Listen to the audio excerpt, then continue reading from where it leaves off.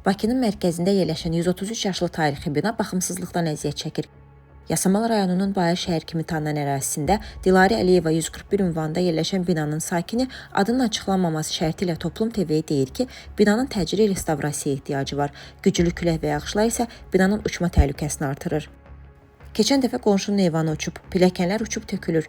Öz hesabımıza təmir üçün pulumuz yoxdur. Hətta olsaydı belə buna icazə verilmir. Çünki bura dövlət qoruğu ərazisi sayılır və təmir işini yalnız dövlət həyata keçirə bilər. Dövlət qurumları isə müraciətlərimizə cavab vermir. Yalnız Mədəni İrsin Qorunması xidmətindən dedilər ki, bina təmir olunacaq. Amma nə vaxt? Statın sonu.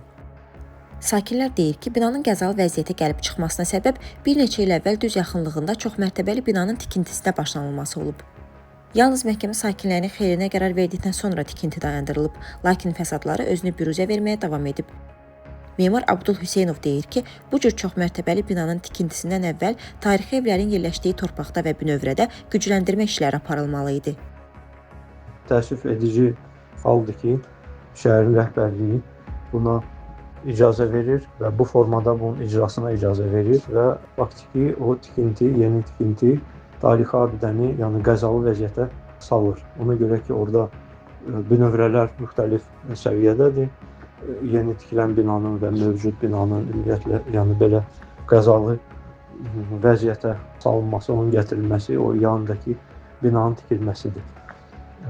Yəni bu formada orada qrunt sular da yığılır. Əlbəttə ki, o təsir eləyir tarixi binaya.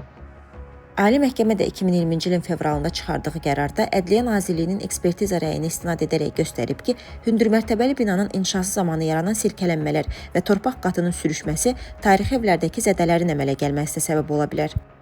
Məhkəmə tikintini aparan şirkətin sakinlərin evlərini təmir etməsi barədə qərar versə də, qərar hələ də icra olunmayıb. 1893-cü ildə tikilmiş bina tarixi abidələrin dövlət reyestrində yer alır. Bina Bakının 2040-cı ilə qədər nəzərdə tutulan baş planına əsasən xüsusi mühafizə zonasına düşür. Abdul Hüseynov deyir ki, bina məhz tarixi memarlıq abidəsi olduğuna görə dövlət hesabına bərpa olunmalıdır. Yadımdadır ki, bu bina ilə bağlı 5 ilə yaxın əvvəl müraciət edəndə orada sosial şəbəkələrdə də orada bəzi adamlar yazırdı ki, bu bina köhnədir, sökülməlidir. Belə və s. Bu ümumiyyətlə yersiz kommentariyalarda ona görə ki, bu tarixi memarlıq abidəsidir, yəni onu sökmək olmaz. Onu ancaq yenidən qurma prosesi keçirir və bərpa etmək lazımdır, yəni qayda elədir. Dilarə Əliyeva küçəsinin yerləşdiyi Bayır şəhərdəki digər küçələrdə isə bir ildən çoxdur söküntü işləri aparılır. Söküntünün ərazidəki qış parkının genişləndirilməsi üçün aparıldığı deyilir. Dilarə Əliyeva küçəsi bu plana aid edilməsə də, başqa küçələrdə indiyə qədər sökülən evlər içində yaşı 100-ü ötən abidələr var.